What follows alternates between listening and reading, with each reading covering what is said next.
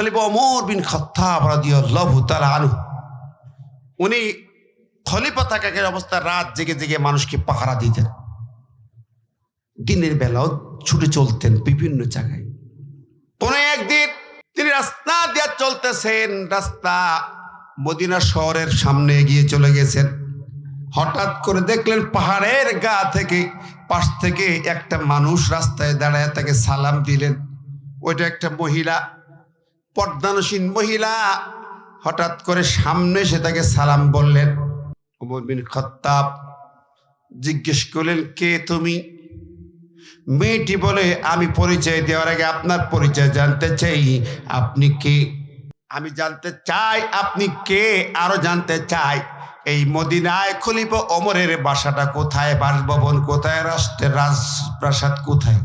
মেয়েটি বলে, আমার পরিচয় দেওয়ার আগে আপনার পরিচয় চাই, আর খলিফা ওমরের রাজপ্রাসাদ কোথায় জানতে চাই। পরিচয় নাও দিলে আপত্তি নাই, কিন্তু খলিফার রাজপ্রাসাদটা দেখিয়ে দেন। ওমর তো নিজেই দেখে, ওমর চিন্তা করে, তাই তো, তাহলে এই মেয়েটা নিশ্চয়ই আমাকে চিনতে পারে নাই, তার মানে ও মদিনার মানুষ নয়। মদিনার মানুষ যদি হইতো আমাকে চিনে ফেলতো। নিঃসন্দেহে মদিনার মানুষ নয়, অন্য কোনো জায়গায় বাড়ি দূর থেকে এসেছে। ওমর চিন্তিত হলেন, পুরো কুচকে গেল। হঠাৎ করে আবার বললেন, না, আমার পরিচয়টা দিয়ে দিই, তাহলে পরিচয় পেয়ে যাব। ওমর বিন খাত্তাব আমি আর কেউ নয়, আমি সেই মদিনার খলিফা ওমর বিন খাত্তাব। জোরে বলেন সুবহানাল্লাহ। তখন মেয়েটি বলে, আলহামদুলিল্লাহ, খুশি হলাম, আপনার পরিচয় পাইয়া আপনাকে অভিনন্দন জানাই, আপনাকে শুভেচ্ছা জানাতেও এসেছি। আমি দুটি কারণে এসেছি, তার মধ্যে একটা আপনাকে অভিনন্দন শুভেচ্ছা। বলে, কেন? আমি তো তোমাকে চিনি না, তুমি আমাকে চেনাও না মনে হলো। বলে, ও খলিফা, আমার পরিচয়, আমি রোমান কাইজারের নাতি, অনেক দূরে বাড়ি, এখান থেকে 2500 কিলোমিটার রোম আমার বাড়ি।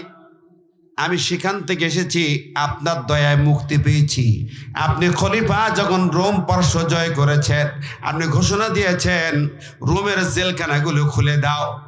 রোমের জেলের তালা খুলে দেওয়া হয়েছে, আমি জেলখানা থেকে মুক্তি পেয়েছি। মাত্র 6 বছর বয়সে জেলখানায় বন্দী হলাম। 12 বছর জেল কেটে 18 বছর বয়সে জেলখানা থেকে মুক্ত হলাম। আপনার দয়ায় জেলের তালা খুলে না দিলে আমি হয়তো মুক্তি লাভ করতাম না। ও খলিফা রে, এটা একটা বিরাট দয়া, আপনার এই জন্য অভিনন্দন। ওই মেয়েটি বলল, খলিফা, এই জন্য আপনাকে শুভেচ্ছা অভিনন্দন, আপনার দয়া জেল থেকে মুক্তি পেয়েছি। ওমর বিন খাত্তাব বলে, তুমি কাইজারের নাতি, জেলে গেলে কেন? তাও 6 বছর বয়স, এত ছোট্ট বয়সে তাও কাইজারের নাতি। কাইজার মানে কে জানেন? কাইজার হচ্ছে ওই রোমান বাদশার উপাধি হলো কাইজার। ওই রোমান বাদশাকে সেই জমানায় পৃথিবীর 1 নম্বর সুপার পাওয়ার ছিল রোম দেশ। এখন যেমন আমেরিকায় 1 নম্বর সুপার পাওয়ার দেশ, ওই রকম দেশ ছিল সেই যুগে রোমান। সেই দেশের রাজা যিনি, সেই রাজার নাতি, আবার রাজার নাতি ছেলে। ওমর তো চমকে উঠছে, ঘটনা কি? ওই রাজার নাতি 6 বছর বয়সে জেলে, কি ব্যাপার বা? মেয়েটি খুলে বলেছে, 6 বছর বয়সে আমি ঈমান এনেছিলাম, একটা ঘটনার প্রেক্ষাপটে সব শোনালেন। এরপরে আমি বন্দী হয়ে গেলাম, আমার কালেমা কেড়ে নিতে চাইছিল, পারে নাই, অবশেষে বন্দী হলাম, অনেক কষ্ট, প্রতিদিন 3-6টা চাবুক খাওয়া হতো। খলিফা সব শুনে ওমরের চোখে পানি গড়িয়ে পড়ে। ওমর বিন খাত্তাব তাকে রাষ্ট্রীয় মেহমান ঘোষণা দিয়ে তাকে নিয়ে গেলেন। বলো, তুমি এখানে থাকবে। বলো, ও ওমর, শুধু ওইটা নয়, আমি তো মদিনায় কেন ছুটে এসেছি? আমি জেলখানা থেকে যখন মুক্ত হয়ে যাই, তখন আমার অনেকেই বলল, তোমার রাজপ্রাসাদে চলে যাও, তোমার বাবা দাদা আছে সেখানে চলে যাও। আমার মন বলল, না, যারা আমার ঈমান হরণ করার জন্য 12 বছর জেল খাটিয়েছে, প্রতিদিন সকালে 3টা চাবুক, বিকালে 3টা চাবুক মেরেছে, রক্ত ঝরে ঝরে পড়েছে, বেহুশ হয়ে পড়েছিলাম, তবু আমি ঈমান হারাই নাই। আজকে যেই কালেমা পড়েছে, এই নবীর কালেমা পড়ে এত কষ্ট ভোগ করেছি, আমি আজকের ওই খ্রিস্টান জালেমদের বাচ্চারা বাড়িতে যাব না। আমার নবী যেখানে ঘুমায় আছে, আমি সেই নবীর প্রেমে নবীর কাছে চলে যেতে চাই। জোরে বলা যাবে না সুবহানাল্লাহ? আরো জোরে বলি ভাই সুবহানাল্লাহ। নবীর প্রেমে মন ছুটে এসছে, নবীর ভালোবাসা আমাদেরও আছে না নাই? কিন্তু একটু কম, ঠিক না বে ঠিক? কতক্ষণ নবীর ভালোবাসা করতুক। আরে নেতার নামে স্লোগান, ওরে নেতা আছে আছে, পাগল হয়ে গেল। অমুক ভাই চরিত্র ফুলের মতো পবিত্র, খুব স্লোগান দিলাম, তো নবীর নামের স্লোগানটা ভুলে যাই। কতক্ষণ ঠিক না বে ঠিক? নেতৃত্ব চলবে কার? সে নবীর নেতৃত্ব কোথায়, কোন সমাজে? মুসলমানদের সমাজে কই নবীকে নেতা মানা মানুষ কই? দরুদ একটু পড়ি মাঝে মাঝে নামাজে বা বাইরে, তাও ঠিক মতো নেই। কতক্ষণ জোরে বলেন? কিছু লোক আছে একটু নবীর মহব্বতে, নবীর রওজায় যায়, উমরায় যায়। আমাদের দেশের মানুষের, সাধারণ মানুষের মহব্বত আছে, কিন্তু এই মানুষগুলোকে যারা ডিসাইড করে, ডিরেক্টেড করে, তাদের ভিতরে সে ভালোবাসাটা নাই। কথা বলেন ঠিক না বে ঠিক? কিন্তু আমাদের ভালোবাসা জানা নাই। ওই মেয়েটির নবীর ভালোবাসা আসছে, এই ভালোবাসাটা ইমানি ভালোবাসা বলা হয়। লা ইউমিনু আহাদুকুম হাত্তা আকুনা আহাব্বু ইলাইহি মিন ওয়ালিদিহি ওয়া ওয়ালাদিহি ওয়ান নাসি আজমাইন।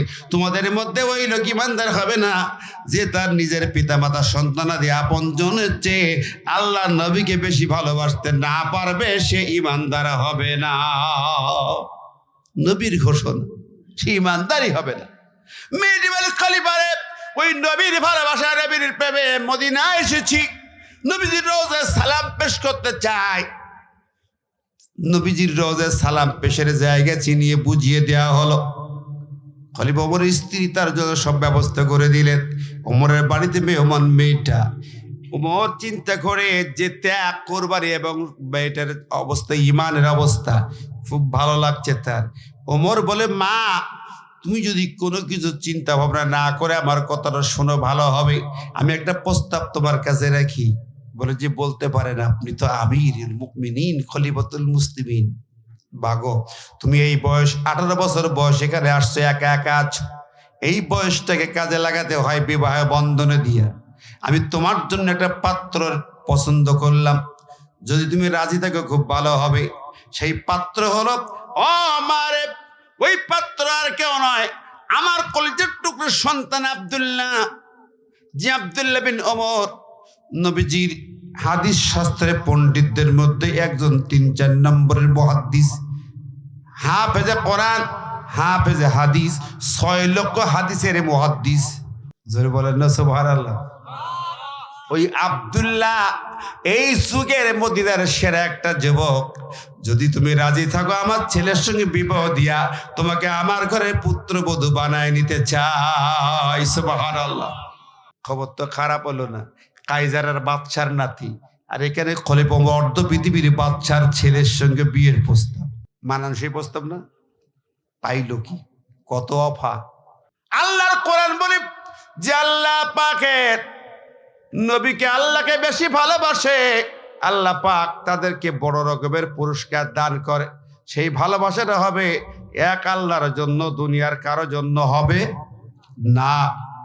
আল্লাহ পাক দেন, লা তাজিদু কওমান ইউমিনুনা বিল্লাহি ওয়াল ইয়াউমিল আখির ইউআদ্দুনা মান হাদ্দাল্লাহ ওয়া রাসূলাহু ওয়ালাউ কানু আবাআহুম আও আবনাআহুম আও ইখওয়ানাহুম আও আশীরাতাহুম উলাইকা কাতাবা ফি কুলুবিহিমুল ঈমানা ওয়া আইয়াদাহুম বিরূহিম মিনহু ওয়া ইয়াদখিলুহুম জান্নাতিন তাজরি মিন তাহতিহাল আনহারু খালিদিনা ফিহা রাদিয়াল্লাহু আনহুম ওয়া রাদু আনহু উলাইকা হিজবুল্লাহ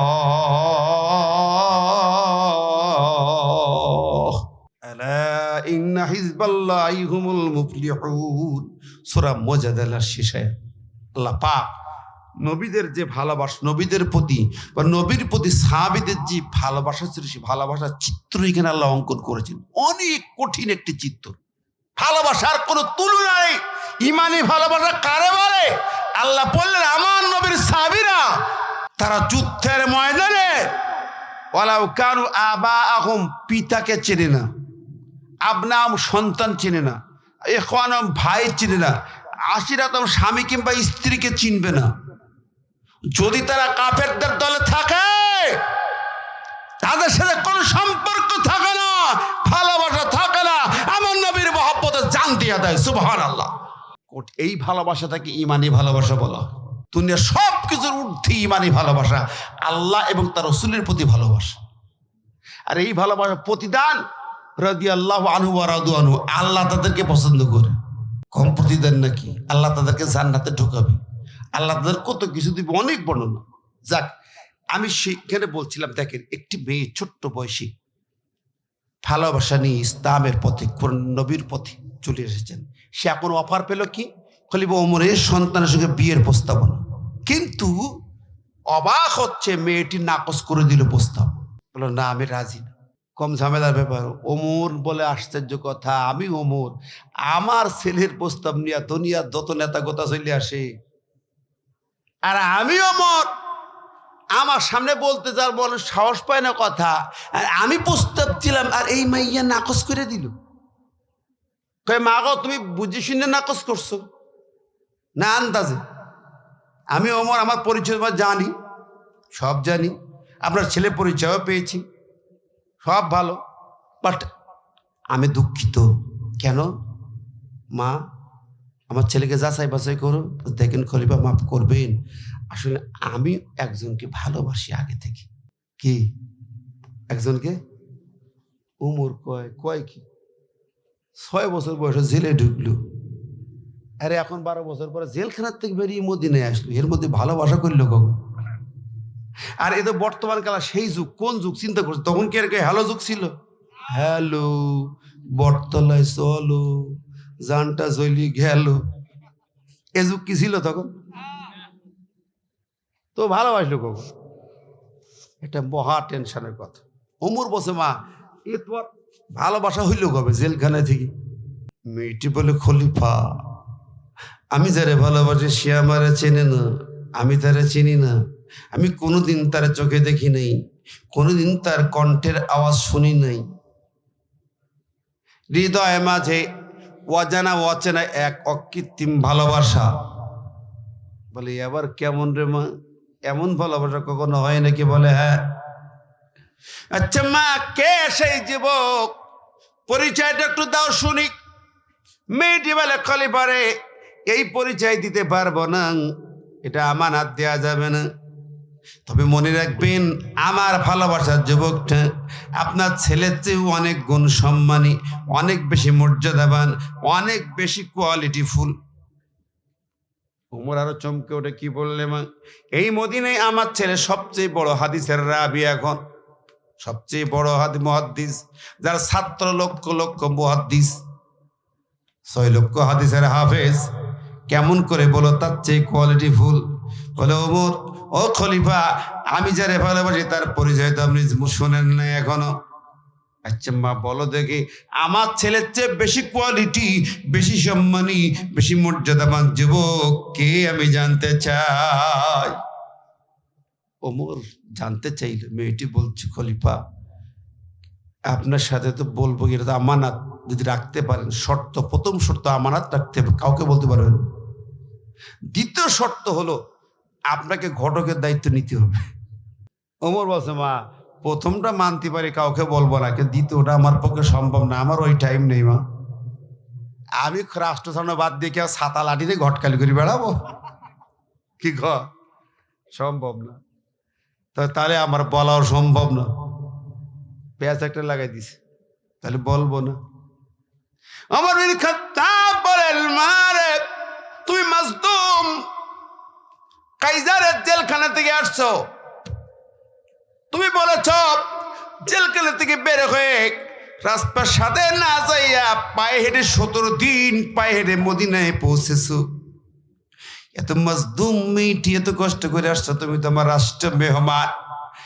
আরে তোমার কথা শুনতে আমার ইচ্ছে করে মা, তুমি বলো, তোমার 2টা শর্তই মেনে নিলাম, নয় তোমার জন্য, আমার রাষ্ট্র মেহমানের জন্য দায়িত্বটা পালন করব।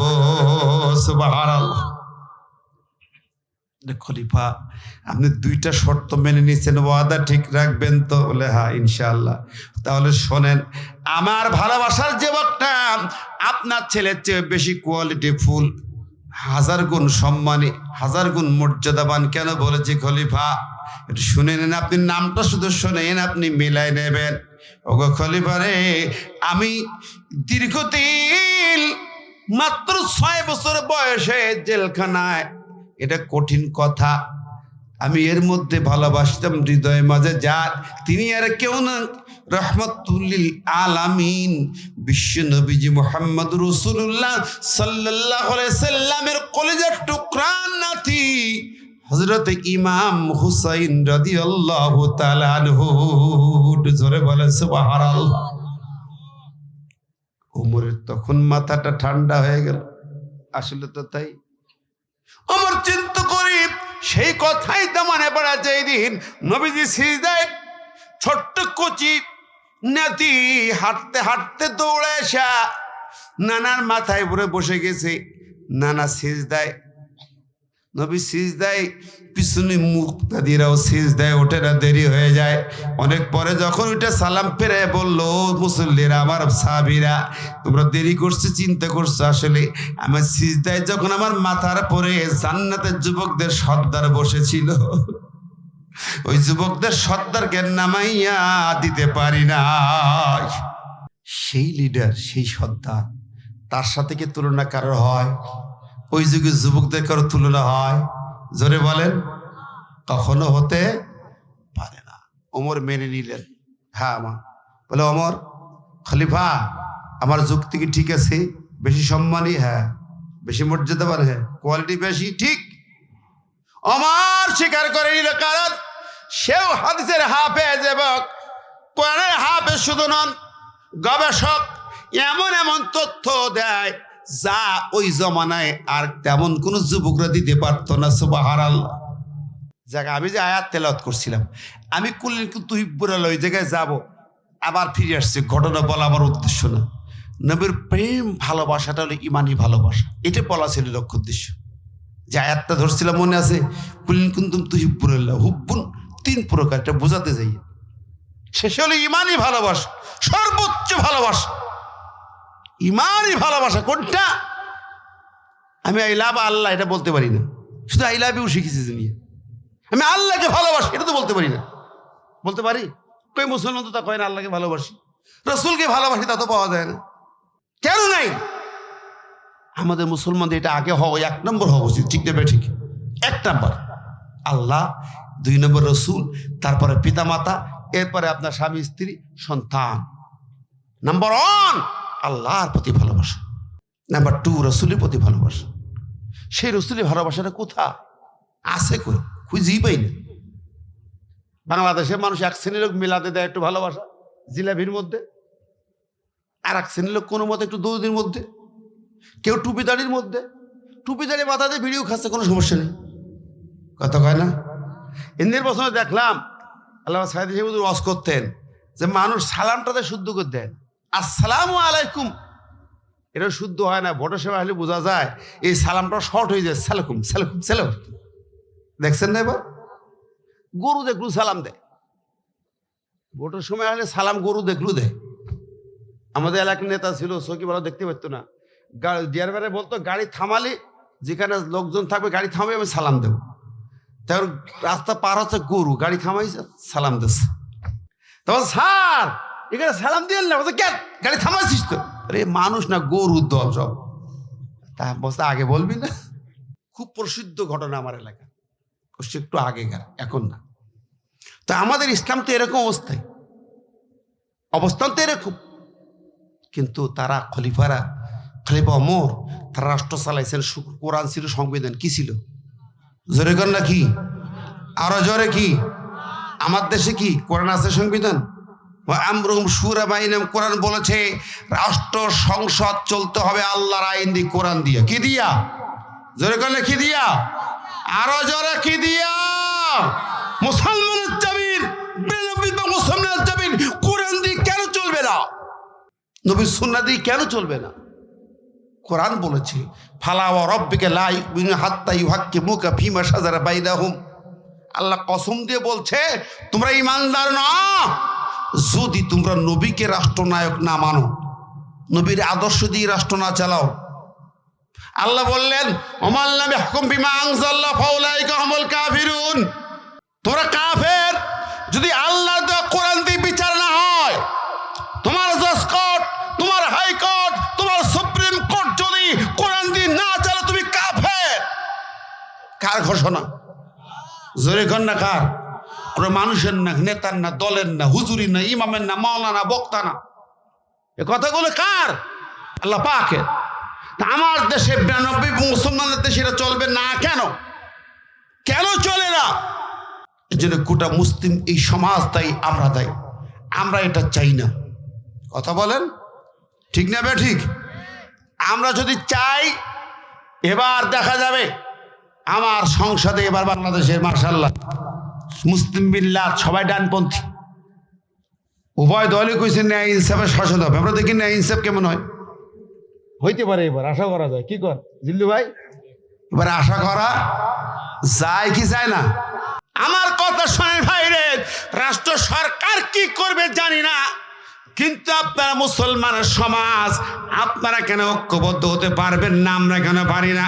আমার মহল্লা, আমার গ্রাম, ইমামের নেতৃত্বে মহল্লা চলবে, ইমামের নেতৃত্বে সমাজের বিচার হবে, ইমামের নেতৃত্বে সবাই এক যদি হতে পারতাম, এই মহল্লায় এই রাস্তায় কোনো বিড়ি করে ঘুরতে পারতো না, এই রাস্তায় কোনো যুবক একটি মেয়ের হাত ধরে টানাটানি করতে সাহস পাইত না। ঠিক না? আমরা মসজিদ চালে, কমিটি কি করে মসজিদে জুমার নামাজ ইমাম সাহেবের পরে ওই দেখে ক টাকা উঠলো, মাসে একবার টাকা পয়সা কত হিসাব টাকা দেখে ইমাম সাহেব ঠিক মতো দায়িত্ব পালন করে তো, নামাজ আসে তো, হ্যাঁ আসে, কমিটির দায়িত্ব শেষ। কথা কন, ইমাম যদি 5 মিনিট লেট করে তখন কমিটির সিদ্ধান্ত নেবে এই ইমাম চলবে কি চলবে না। কথা কন, সমাজে অহরহ ধর্ষণ, খুন, গাঁজা ব্যবসা চলছে, সেখানে কোনো দায়িত্ব নেই। আল্লাহ বলছে আল্লাহকে চাইলে আমার নবীর অনুসরণ করো, নবীর বিধি বিধান নীতিমালা সুন্নাত অনুসরণ করো। ইত্তেবা বলা হয় তাবউন থেকে, তাবউন মাদ্দা থেকে, তাবউন মানে মাউদাউল কাদামাইন, মানুষ যে আমরা হাঁটি দুই পায়ের মধ্যবর্তী ডিস্টেন্সকে তাবউন বলা হয়। তো ইত্তেবা মানে হচ্ছে সামনের যে লোকটি চলতেছে, পিছনের যে লোকটি যাবে, ওই সামনের যিনি যেই ডিস্টেন্সে হাঁটতেছেন ওই ডিস্টেন্সে পিছনের লোকটা হাঁটবে, এইটাকে ইত্তিবা বলা হয়। কদমের গ্যাপে গ্যাপে চলা, সমান দূরত্বে। উনি 12 ইঞ্চি দূরত্বে পা ফেলছে, আপনি 12 ইঞ্চিতে 13 ইঞ্চি ফেললে আগে চলে যাবেন, আবার যদি 10 ইঞ্চি পা ফেলেন তাহলে পিছনে পড়ে যাবেন। সমান তালে হাঁটাকে তাবুন বলা হয়। ইত্তিবা মানে কি? এমন নবীর এরকম, নবী যেভাবে যতটুকুন বলেছেন ততটুকুন মান্য কর। নবী যা বলেছেন, যেভাবে বলেছেন হুবহু সেভাবে মান্য কর। নবীর কদমে কদমে চলা, কথায় কথায় মান্য করা, এটার নাম ইত্তিবা। বন্ধুরা আমার, ভাইরা আমার, দেখেন কত কথা। আর আল্লাহ পাক নবীকে গাইড করছে। নবীকে আল্লাহ বলছে দেখো নবী, আমি যা দেই, যা পাঠিস তাই মানতে হবে। সূরা জাসিয়ার 18 নম্বর আয়াত, সুম্মা জাআলনাকা আলা শারিয়াতিন মিনাল আমরি ফাত্তাবিহা ওয়ালা তাত্তাবি আহওয়া আল্লাযিনা লা ইয়ালামুন। শোনো নবী, আমি তোমার কাছে যে বিধি বিধান দিলাম, শরীয়ত দিলাম, এই শরীয়তের যা বিধান দিলাম, ফাত্তাবিহা, হুবহু যা দিলাম তুমি তাই ইত্তেবা করো। কে বলছেন? আল্লাহ তার নবীকে বলছেন। আল্লাহ অনেক জায়গা বাজে নবী রে, আমি যা দিলাম তাই ইত্তেবা করো, অনুকরণ অনুসরণ হুবহু করো। ওয়ালা তাত্তাবি আহওয়া আল্লাযিনা লা ইয়ালামুন, আর ওদের অনুসরণ করো না যারা আমার বিধান মানতে চায় না, দুনিয়ার মন যা চায় তাই করে, ওদের অনুসরণ করতে পারবে না। ইত্তিবা কারে বলে? এই যে বুঝাই যদি হয় বন্ধুরা, সহজ কথা, কাজ যা নবী এবং আল্লাহ যা বলতেন হুবহু তাই অনুসরণ করার নাম হলো ইত্তেবা। বন্ধু পীর হাজিরিন, এই কোরআন হলো তার মডেল। এর বাইরে কোনো বিধান নাই, এর বাইরে কোনো আইন নাই, এর বাইরে কোনো নীতি আদর্শ নাই। আমার নবীর আদর্শের বাইরে কোনো আদর্শ লিডারও নাই। ঠিক কিনা? দেখেন খলিফা ওমর কি মানতেন? হুবহু আল্লাহর সেই দিন মেনে চলেছেন, সেই শরীয়ত মেনে চলেছেন, বাইরে চলেন নাই, চললেন। এমন কি অনেক ঘটনা আছে, যদি বলি একটা একটা শেষ করা যাবে না। ওমর বিন খাত্তাব এমন খলিফা, ওই মেয়েটির উপকার করার জন্য ছুটে চললেন, সঙ্গে সঙ্গে আলীর বাড়ি চলে গেলেন। আলী সালাম কালাম দিয়ে বললেন, এই ঘটনা, তোমার ছেলের জন্য বিয়ের প্রস্তাব নিয়ে আসছি, এমুক মেয়ের প্রস্তাব, এর নাম শাহর বারু, রোমান কাইজারের নাতি। ঘটনা সব বললেন। আলী বলছে, ভালো কথা, তুমি যখন ঘটকের দায়িত্ব নিয়েছো তুমি দায়িত্ব পালন করো। বলছে, কেন? তুমি ছেলের বাবা, আমি তোমার কাছে প্রস্তাব দিলাম, ছেলেকে তুমি বলো। আলী বলছে, আমি পারবো না। পারলে তুমি ঘটক, তুমি বলো। দুইজন ঢেলাঢেলি করে। আলী কয়, আমি পারবো না। ওমর কয়, তুমি ওর বাবা, তোমার কথা রাখবে। আলী কয়, না, তুমি বলো। এমন সময় হুসাইন ঘরের দরজা খুলে বাইরে এসে সালাম জানায়। সালাম জানায় বলে, আমিরুল মুমিনিন, আপনি আমাদের বাড়ি আসে, আপনাকে অভিবাদন জানাই, স্বাগতম জানাই, মারহাবা। আপনার প্রস্তাবকে সম্মান করি, তবে আমার কথা আছে। আপনি খলিফা আসছেন, সম্মান করি, মর্যাদার সাথে কথা বলি। খলিফার অসম্মান করা যাবে না, কিন্তু খলিফারে আমি যাচাই বাছাই না করে আপনার সাথে একমত হতে পারবো না। যাচাই বাছাই করতে হবে, আমাকে জানতে বুঝতে হবে। বলে, কি করতে হবে? চলো, আমার বাড়িতে সেই মেহমান আছে, রাষ্ট্রীয় মেহমান, সে এখন সেখানে চলো তুমি। হুসাইন বলেন, ঠিক আছে চলেন।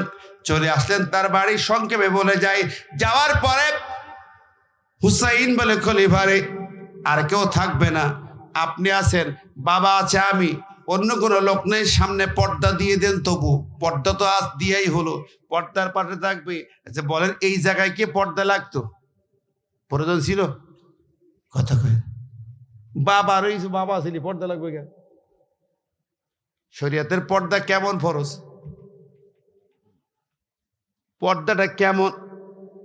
ও বন্ধুরে, আমাদের সমাজে যখন ছেলে বিয়ে দিতে চাই, বলি, বাবা যাও, দোলা ভাই নিয়ে, বন্ধু তো নিজেই মেয়ে দিকে আসো।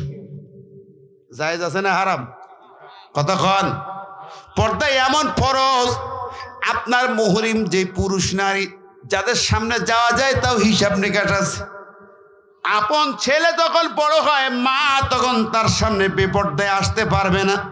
ঠিক না বেঠিক? কথা কয় বন্ধু, অত সহজ নয়।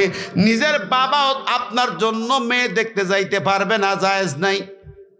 বাবার জন্য জায়েজ নাই। কেন নাই?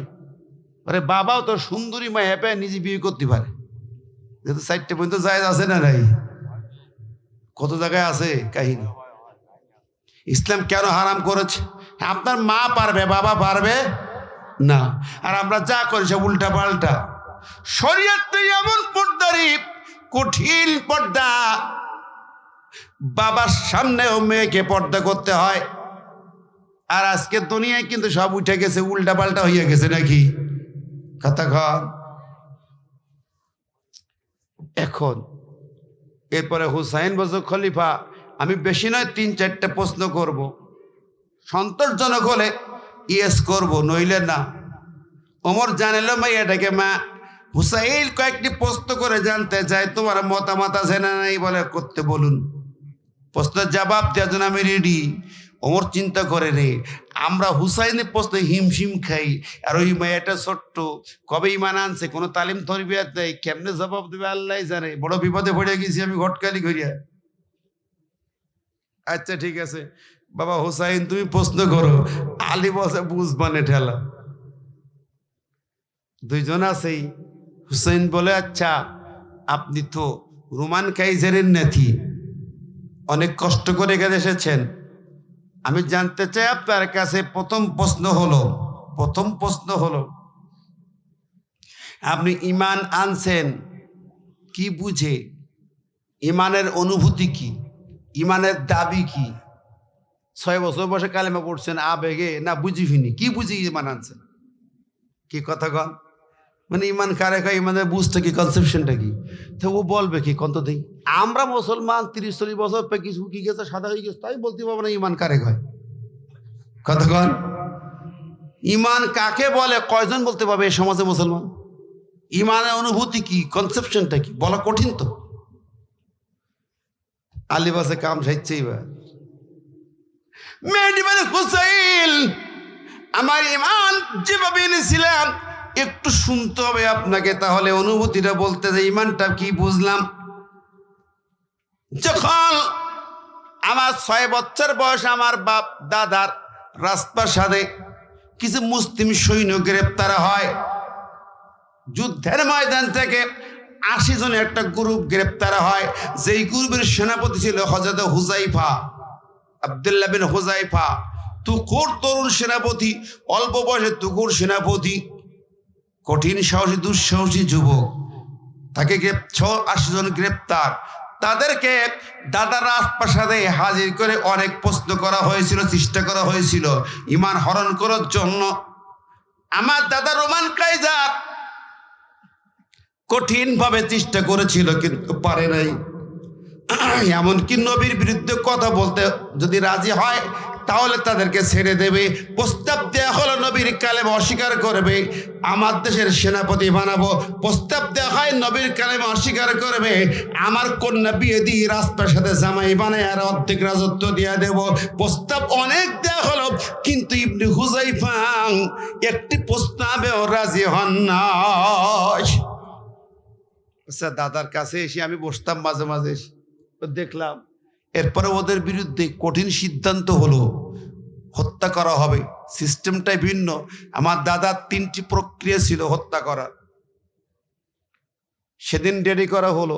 দাদা আমার বললো, চলো দাদু খেলা দেখে আসি। নিয়ে আসলো শুল রেডি, ওপরে কারাত রেডি। শুলে চড়াইয়া মাথার পরে করাত দিয়ে চিরি চিরি 2 খণ্ড করা হবে। ওই জায়গায় যুবকের হালত। আমি দাদার পাশেই বসে আছি। দাদা আমার পাশে রেখেছে, খেলা দেখাবে। দাদা এটার নাম কি খেলা? হ দেখ। শুলে চড়ার জন্য সাথে নিয়ে আসছে, সামনে হাজির করছি। ওই যুবক শুলের দিকে তাকায়, কারাতের দিক তাকায় হাসতেছে খিলখিল করে। আবার আমার দাদার দিকে তাকায়, একবার কাইজারের দিকে তাকায়, সরকারের দিকে তাকায়, আর একবার শুলের দিকে তাকায় হাস। কাইজার কয়, কিরি হাসলো কেন? এই থামাও, আমার সামনে হাজির করো। উঁচু মঞ্চে বসে বসে দেখতেছে, সেখান থেকে ঘুরে এক মঞ্চের সামনে আনা হলো। যুবক কোন কানে হাসলে? এই কারাত কাল দেখে আমার তাকায় হাসলে কেন? জবাব দাও, কৈফিয়ত দাও। হাসলেও বিপদ আছে না নাই? কথা কর, হাসাও বিপদ। ব্রিটিশ যখন ছিল, এই যে আল্লামা সাঈদী সাহেবের লেখা একটা বই, এখানে একটা বই আসছে, শতাব্দীর শ্রেষ্ঠ রাহবার আল্লামা সাঈদী। এখানে কিছু বই আছে, যদি কেউ পারেন যাওয়ার সময় নিয়ে যাবেন। ওই ছেলেটার কাছে, আমার লেখা বই না, সাঈদী ফাউন্ডেশনের বই। যাক, আমি ব্যবসা করছি না, কিন্তু তাও বুঝে না যে হুজুর মনে বই বেচতে এসেছি না। আমাদের ওই ছেলেটা নিয়ে আসছে, ক্যামেরাম্যান।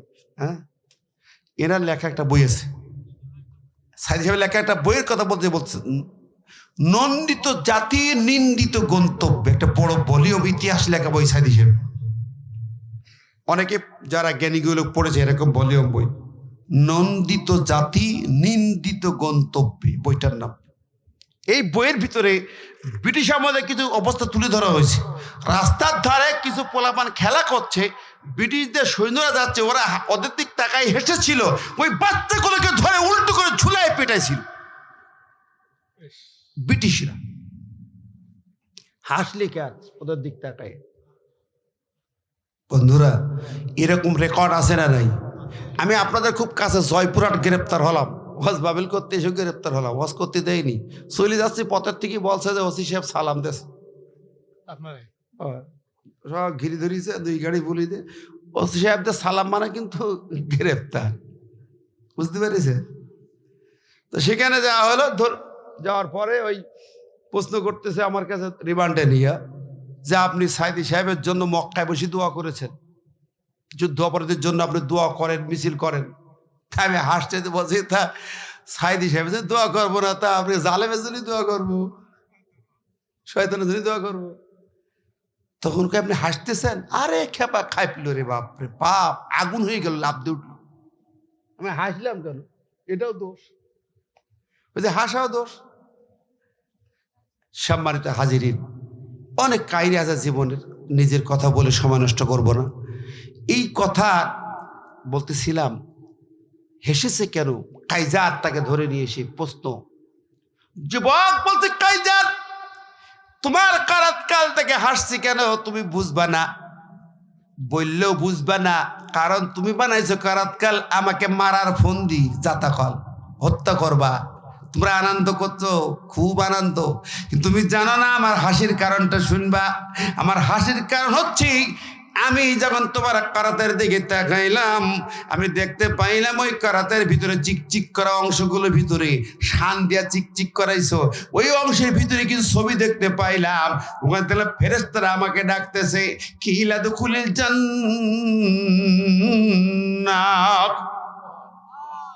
ফেরেশতারা ডাকে কয় জান্নাতে ঢুকে যা।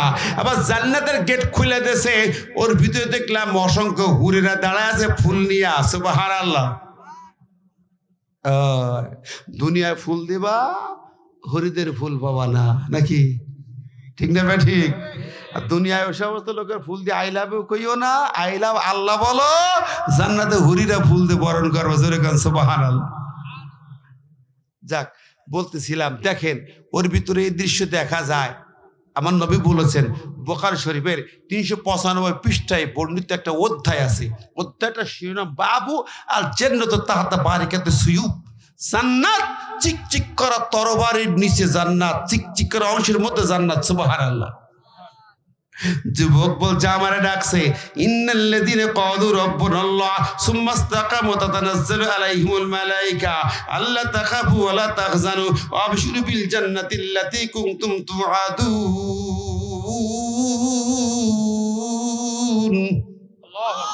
আল্লাহ কয় যখন অত্যাচার চলে, স্টিমরুলার চলে, নির্যাতন চলে, ওই বান্দার প্রতি আল্লাহ ফেরেশতা নাজিল হয়ে যায়। ফেরেশতারা তিনটি কথা বলে। ফেরেশতারা কয় আল্লাহ তাকাবো, ভয় পাস না, ওয়ালা তাহজানু টেনশন করিস না, ওয়া আবশিরু বিল জান্নাহ, তুই জান্নাতের শুভ সংবাদ নিয়ে আনে। জোরে বল সুবহানাল্লাহ। ও বাচ্চা কাইজাত, তোমার এই করাতের ভিতরেই আমার জান্নাতের ছবি। আমাকে ডাকা হচ্ছে, এই জন্য হেসেছি। তোমার করাত কাল থেকে ঠাট্টা করে হাসি নাই। আমি তো জানি ওটা কি জিনিস, কিন্তু তোমার করাত কাল আর আমার হলো জান্নাত। মারহাবা। ও ভাইরা আমার, সে কি তোর জান্নাতে পাঠাবো আমি হাতে করি না? এরা বন্ধ কর। ওই বাচ্চাটা কয়, বলে আমার তো 6 বছর বয়স। ওই মেয়েটা মনে আছে না? নেই। কয় আমি দৌড়েছি, তারা ছুটি ধরছি। ভাইয়া ওখানে জান্নাত কে কেন? আমার কালেমার দাওয়াত দিল, আমার ভালো লাগলো। পরের দিন আবার আর একটা মৃত্যুর ফাঁদ এটেছে। পরের দিন নতুন পদ্ধতি। ওনার দরবার ছিল, বিশাল কড়াইতে কয়েক মণ তেল দিয়া আগুনে জ্বালায়, তেল টকবক করে ফোটে। ওই কয়েদি বা যাকে মারতে চায়, খুন করতে চায়, রাষ্ট্রীয়ভাবে হত্যা, তাকে ওই তেলের কড়াইতে ঢেলে ফেলে দেয়। দেওয়ার পর 2-1 মিনিটের ভিতরে হাড্ডি গুড্ডির গায়ে আর কোনো চামড়া গোস্ত চর্বি কিছুই থাকে না, একদম তেল তেল হয়ে যায় সব। ওই জায়গায় ওখানে এসেছি, বাচ্চাটাও বসেছে পাশে, দাদুর পাশে। ওই যুবককে আনা হয়েছে, পিছনে 17 জনকে দাঁড় করানো আছে। দেখো, যুবককে বলছে, যুবক আমি তোমাকে পছন্দ করি, তাই তোমার জন্য সময় নিচ্ছি, এখনো সময় দিচ্ছি, তুমি আমার দলে আসো, আমার মেয়ের জামাই বানাবো। মানে যুবকটা খুব পছন্দ হয়েছে বাচ্চার। অসাধারণ সেনাপতি, তো অনেক সুন্দর একটি ছেলে, অসাধারণ সেনাপতি। কিন্তু সে তো নবীর পাগল, ইসলামের পাগল। কি কন, কেনা যায়? কখনো টাকা দিয়ে কেনা যায় না, বাচ্চাইতে দিয়েও কেনা যায়, নারী দিয়ে কেনাও যায় না। এখন যুবকটার সোজা বলে, যুবক পোষ নিয়ে আসে না, পিছন থেকে একজন কয়েদিকে নিয়ে ওই তেলের কড়াইতে ফেলে দিয়েছে। মুহূর্তে 2 মিনিটের ভিতরে একেবারে চামড়া গোস্ত চর্বি সবগুলি একাকার, খাসা হাড্ডি ছাড়া কিছু নেই। তখন যুবকটার চোখে পানি এসে গেছে, কাঁদতেছে।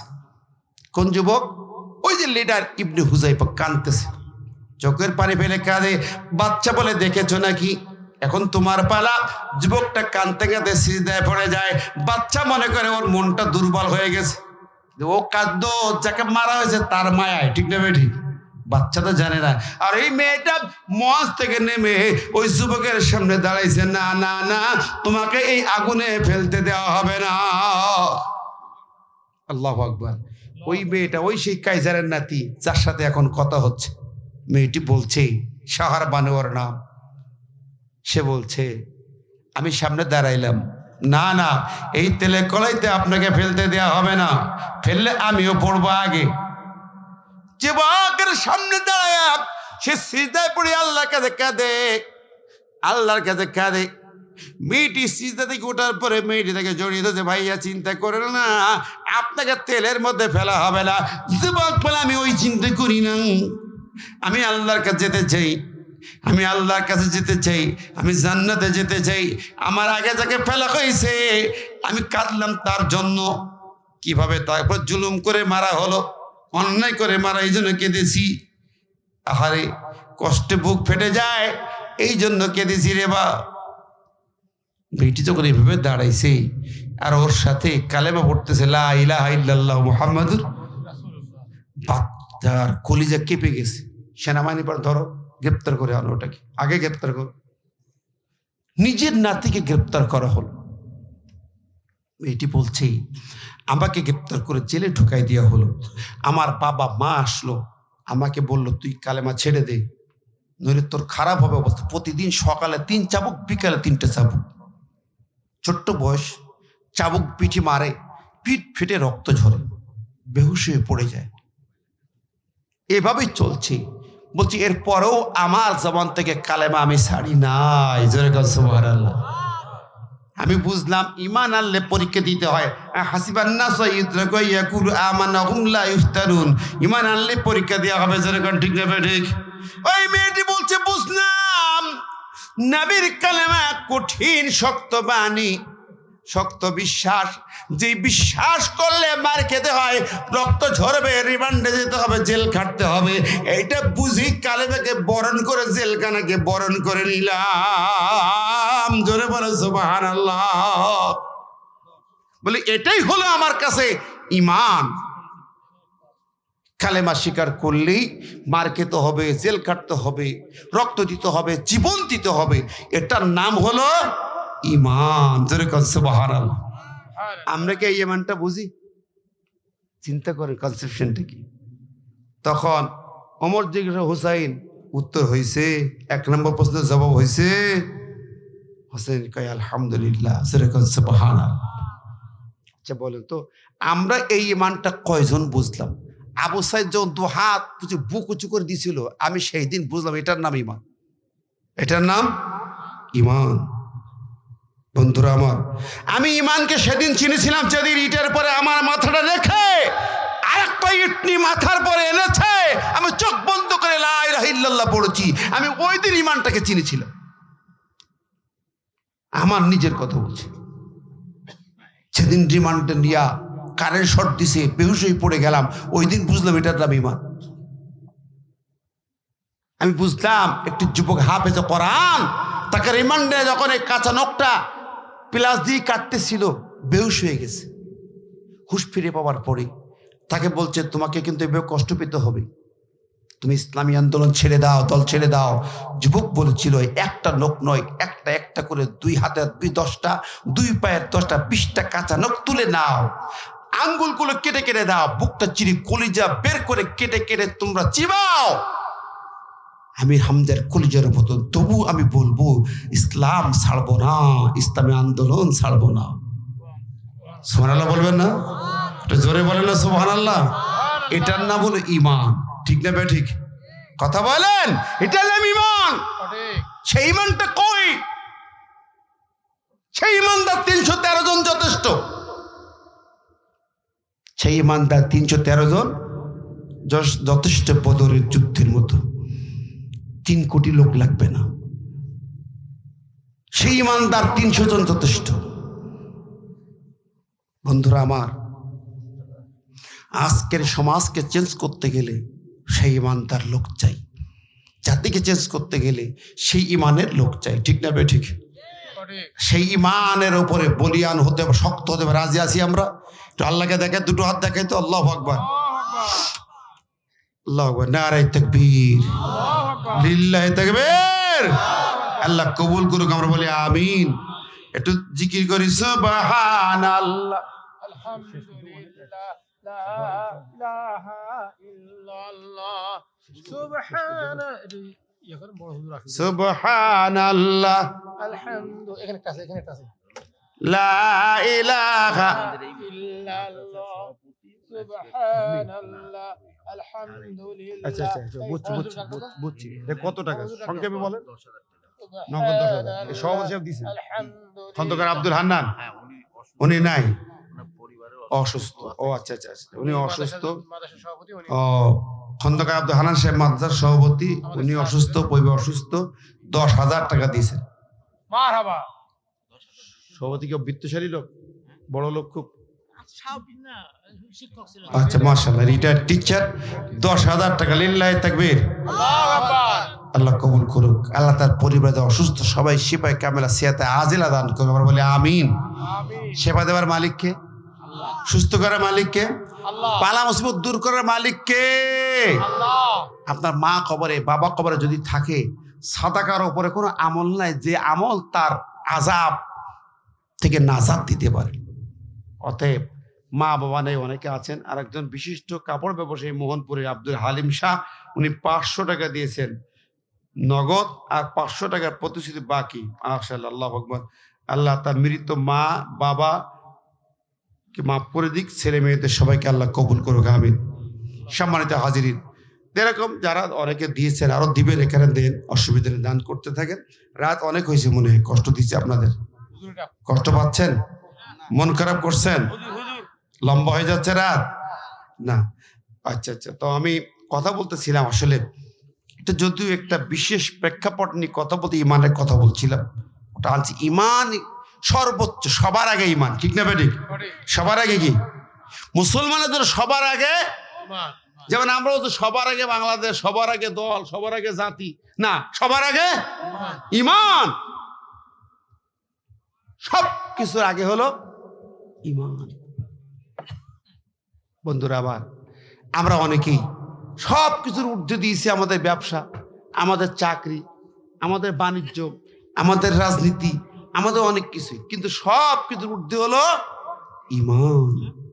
ইমান যদি চুরি হয়ে যায়, আমরা পকেটে 100-1000 টাকা আছে, ওই টাকাটা হেফাজত করে বারবার পকেটে হাত দিয়ে চেক করি, বাসে উঠি, রাস্তায় যাই, কি আমার ইমানটা কেড়ে নিচ্ছে, ওটা কিন্তু আর চেক করি না। কথা চেক করি। তা আমি বলবো, আসলে আমরা ইমানটাকে মজবুত করি, আল্লাহ কবুল করবে না, আমিন। এবার বলে মেয়েটি, বলে হুসাইন 2 নম্বর প্রশ্ন বলো। বল দ্বিতীয় প্রশ্ন যাব। হ্যাঁ, দ্বিতীয় প্রশ্ন হলো, আমার মাকে, তাকে তুমি জানো? প্রশ্নটা ছোট্ট কিন্তু অনেক গভীর। এখন মেয়েটি বলছে, হুসাইন শুধু জানি না, আমি তাকে ভালোভাবে চিনি। আল্লাহু আকবার। কি আলী চিন্তা করি, আমার ফাতিমারে কে চিনে কেমনে? 2500 কিলোমিটার দূরে রোমান জেলখানা থেকে জেল কেটে বাইলো ছোট্ট মানুষ, সে ফাতিমারে কেমনে? ফাতিমা তো অনেক আগে বিদায় নিয়ে দুনিয়া থেকে চলে গেছে। উমর চিন্তা করে, আমরা মদিনার লোক চিনি না, ও কেমনে চেনে? ভাবার বিষয়। হুসাইন বলছে, তুমি কেমনে চিনলা? তুমি জানতে পারো, চিনতে তো পারো না।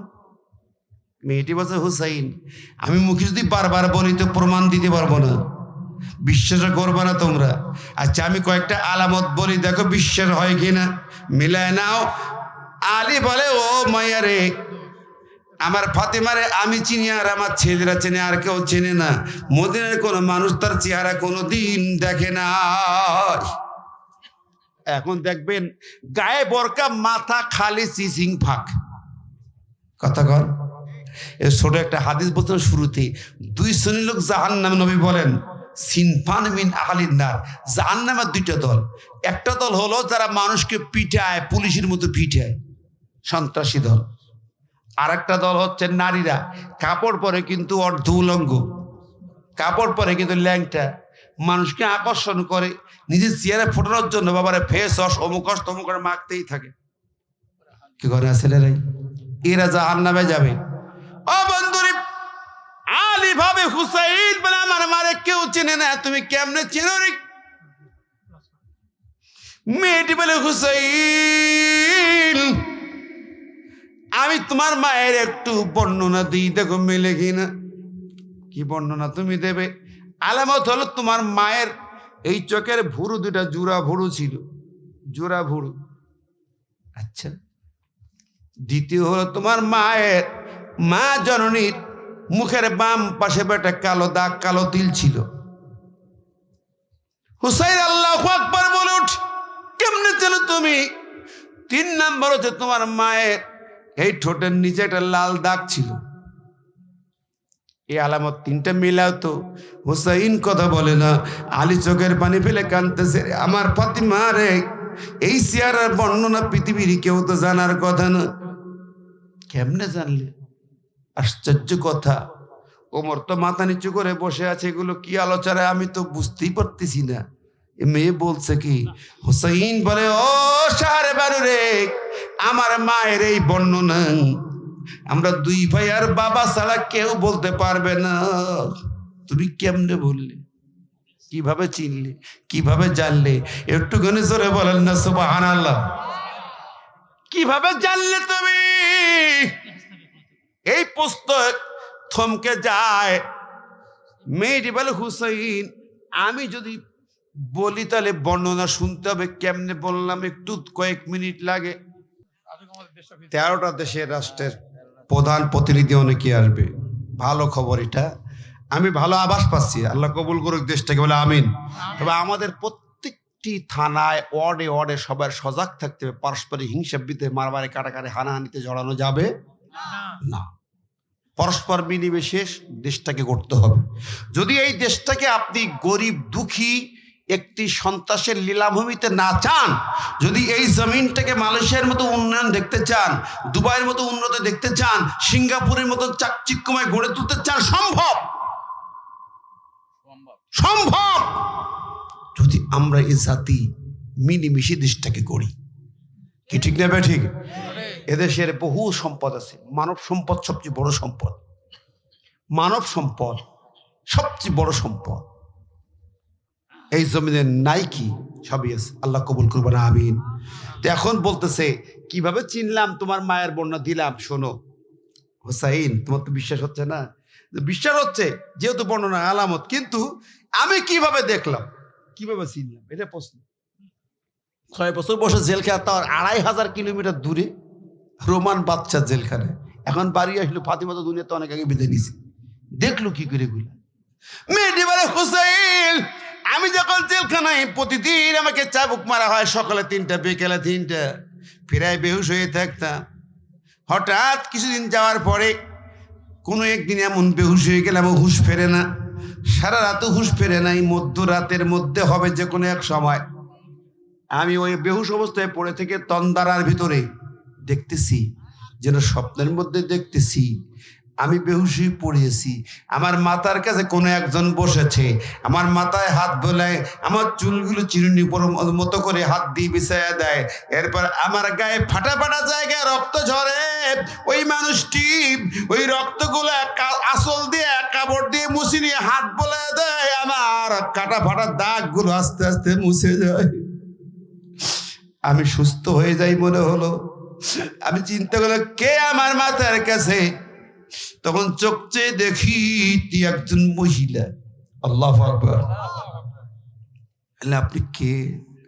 আমাকে বুকের ভিতরে নিল, অনেক আদর করলো, আমার কপালে চুমা খাইলো, আমার মা বলে ডাকলো।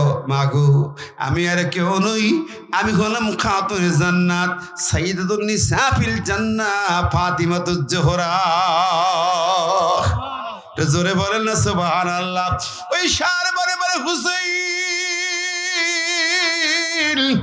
আমি আমার জীবনে মায়ের কাছেও এত আদর পাই নাই, এত ভালোবাসা মায়ের কাছেও পাই নাই যা তোমার জননী আমাকে দিয়েছে।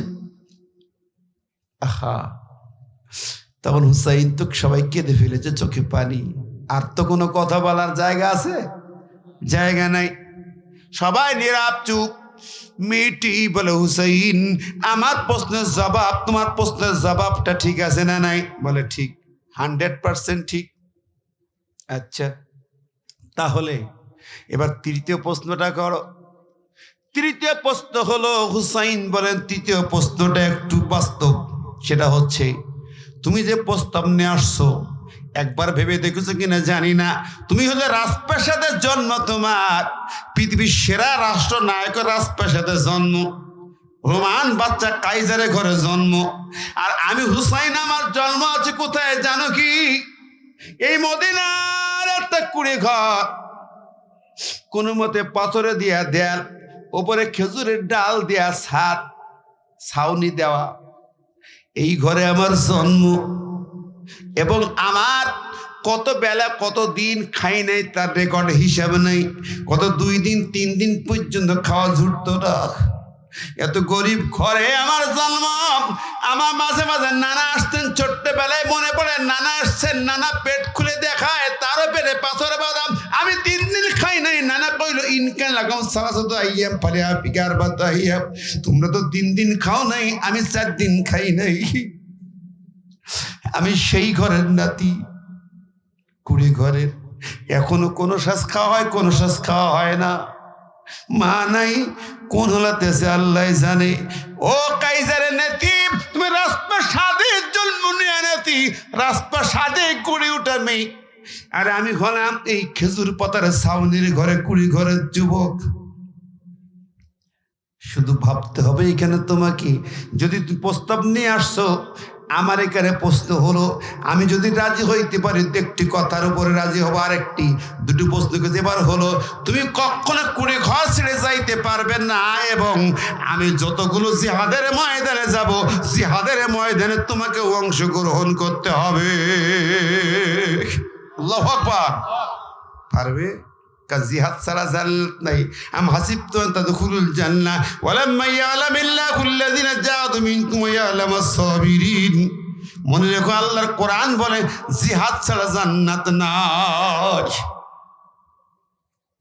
সূরা আলে ইমরান 142 নম্বর আয়াত। আরো অনেক আয়াত আছে। তুমি রাজি কিনা বুঝে শুনি কথা বলো। মেহেদী বেলা হুসাইন, শুধু যদি ইয়েস বলি তোমার মন শান্ত হবে না, মনে করবে আবেগে বিয়ে করার জন্য আবেগে কইছি। আমি তোমাকে একটু শুনেই দিই, আমি কেন কবে থেকে তোমাকে ভালোবাসি তুমি তো জানো না। আমি যখন এরকম বেহুশ হইতাম জেলখানায়, কোনো এক সময় এত একটানা 3 দিন বেহুশ ছিলাম, রক্ত ফাটা দেহের উপরে। 3 দিনের প্রতি শেষ রজনীতি, গভীর রজনীতি, আমার কাছে একজন মহান মানব আমার সঙ্গে স্বপ্নে দেখা দিলেন। আমাকে সামনে আমি দেখলাম, এমন সুন্দর চেহারার মানুষ পৃথিবীতে হয় বলে বিশ্বাস হয় না। তাদের চেয়েও সুন্দর স্বচ্ছ একজন সোনার মানুষ, হাত লম্বা করেছেন তিনি, হাতের তালু দেখাইলেন। আমাকে বললেন, শাহরবান ওঠো, দেখো আমি রহমাতুল আলামিন, যার মায়ায় তুমি জেল কাটতেছো, যার কালেমা পড়ে জেল কাটতেছো, কষ্ট পাইতেছো, আমি নবী তোমার সঙ্গে না দেখা দিয়ে পারলাম না।